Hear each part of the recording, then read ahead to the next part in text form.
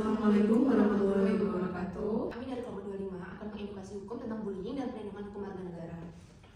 Pertama-tama kita perlu memahami dulu apa yang dimaksud dengan bullying. Bullying sendiri itu adalah perilaku agresif yang dilakukan secara berulang dengan tujuan untuk menyakiti, mengintimidasi dan mempermalukan orang lain. Di sini kata berulang itu berarti kejadian itu lebih dari satu kali, yang mana pola perilakunya itu secara konsisten dilakukan. Mbak Maulida, bullying itu memiliki banyak bentuk. Apa aja sih Mbak? Nah, bullying itu memiliki banyak bentuk. Ada bullying fisik seperti memukul, mendorong, atau merusak barang milik orang lain. Terus ada juga bullying verbal seperti mengejek, menghina, atau mengancam. Kemudian ada bullying sosial atau relational bullying seperti mengucilkan seseorang, menyebarkan rumor atau merusak reputasi. Dan yang sekarang paling marak adalah cyberbullying, yaitu intimidasi yang dilakukan melalui media sosial, aplikasi chat, atau platform digital lainnya. Sekarang pertanyaan pentingnya, kalau seseorang menjadi korban bullying, apa saja hak yang bisa mereka gunakan dan bagaimana hukum melindungi mereka?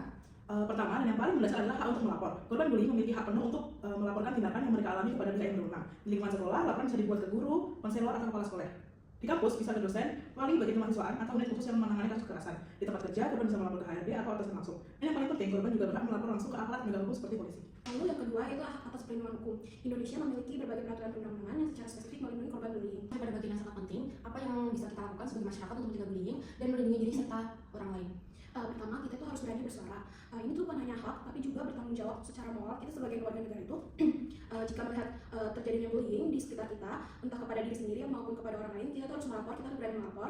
Dia berarti membiarkan kekerasan tersebut berlanjut. Ada konsep dalam hukum yang disebut dengan bystander effect, di mana orang-orang itu yang menyaksikan kejadian justru tidak melakukan apa-apa karena menganggap orang lain akan bertindak. Padahal pada kenyataannya orang lain itu tidak akan bertindak sebelum kita memulai. Sebelum kita tutup, penting untuk memahami mengapa penanganan bullying harus dilakukan secepat mungkin. Karena dalam bullying itu menunjukkan bahwa hal ini memiliki dampak jangka panjang yang serius pada kesehatan mental korban.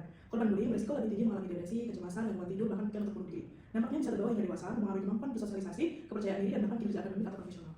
Jadi kesimpulannya, bullying bukan hal sepele yang bisa diabaikan. Ini adalah tindakan yang melanggar hak asasi manusia dan ada konsekuensi hukum yang serius bagi pelakunya. Setiap warga negara Indonesia tanpa terkecuali memiliki hak untuk hidup aman, hak untuk dilindungi dari kekerasan, hak untuk melapor tanpa takut diintimidasi, dan hak untuk mendapat keadilan. Dengan memahami hukum dan hak-hak kita tidak hanya bisa melindungi diri sendiri, tapi juga berkontribusi menciptakan masyarakat yang lebih aman dan beradab. Jangan pernah ragu untuk bersuara dan mengambil tindakan yang tepat.